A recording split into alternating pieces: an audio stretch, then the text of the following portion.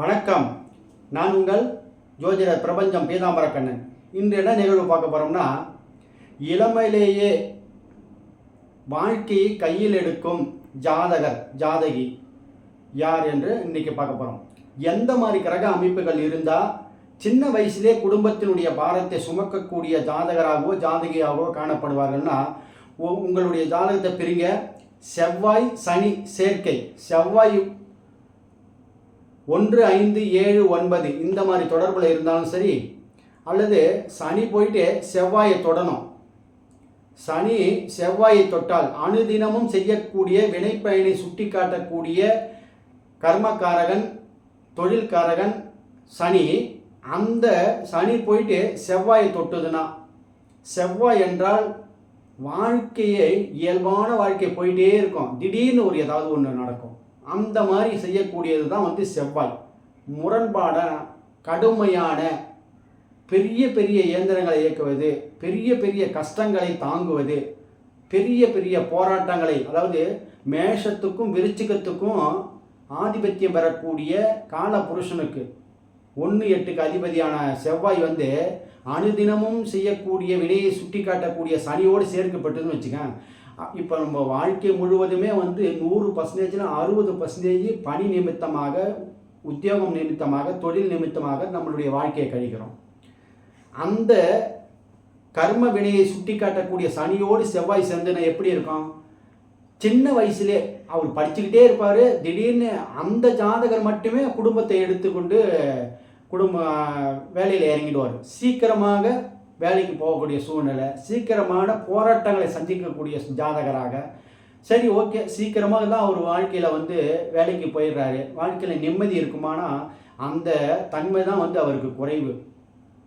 அந்த செவ்வாய் சனி எதனா ஒன்று வக்கரமோ பரிவர்த்தனையோ இல்லை ஒரு ராசியினுடைய விளிம்பலியோ இல்லை ராகு கேதுக்குள்ளோடையோ தொடர்பு வந்துட்டுன்னு வச்சுக்கேன், வச்சு செய்யும். அந்த ஜாதகரை ஒன்றுமே பண்ணாது, இயல்பாக போயிட்டே இருக்கும். திடீர்னு அவருக்கு ஏதாவது ஒன்று ஏற்படும். அவருடைய உறவுகள் சார்ந்த கணவன் பெண்ணாக இருந்தால் கணவன், பிள்ளைகள், அப்பா, அம்மா, அவர்களுடைய உறவு நிறைகளில் ஏதாவது ஒரு பிரச்சனையை கொடுத்துக்கிட்டே இருக்கும். அதை இவங்க தான் எல்லாத்தையும் பார்க்கக்கூடிய தன்மையாக செய்யக்கூடிய நபராக இருப்பார்.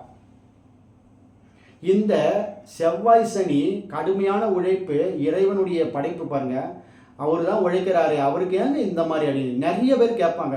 அவங்க கண்ணும் கருத்துமாக உழைப்பே பிரதானமாக இருப்பாங்க. சிக்கல் தானாக தேடி வரும். இப்போ ஒரு குழந்தைக்கு ஒரு சிக்கல்னா அந்த தாய்க்கு பாருங்கள் செவ்வாய் சனி சேர்க்கை பெற்றிருக்கும்.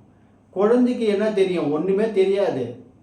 ஆனால் அதுக்கு ஒரு சிக்கல்னா அந்த சிக்கலை அனுபவிக்கக்கூடிய முழு தகுதி அந்த குழந்தைக்கு கிடையாது.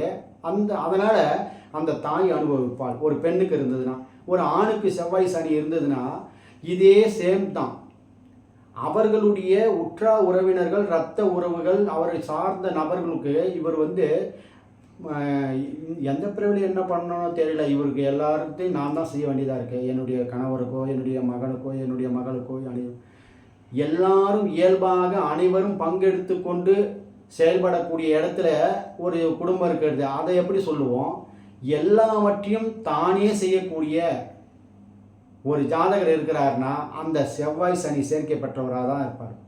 இதுவும் கூட செவ்வாய் சனி சேர்க்கை பெற்று கேதுவோ சூரியனோ சம்பந்தப்பட்டு விட்டால் அடிக்கடி அவர் மருத்துவமனை போவார். இல்லைன்னா அரசாங்கம், அரசியல், அரசு துறை, ஏதாவது ஒரு பிரச்சனை, கோர்ட்டு கேஸு, வம்பு வழக்கு, ஏதாவது ஒன்று போயிட்டே இருப்பார். அதுதான் செவ்வாய் சனி சேர்க்கை பெற்றால் கடுமையான உழைப்பு, சிறு வயதிலே குடும்ப பாரத்தை சுமப்பது, படிக்கிறதுக்கு படிச்சுட்டே இருப்பாங்க, திடீர்னு வேலைக்கு போயிட்டு படிச்சுட்டு இருப்பாங்க.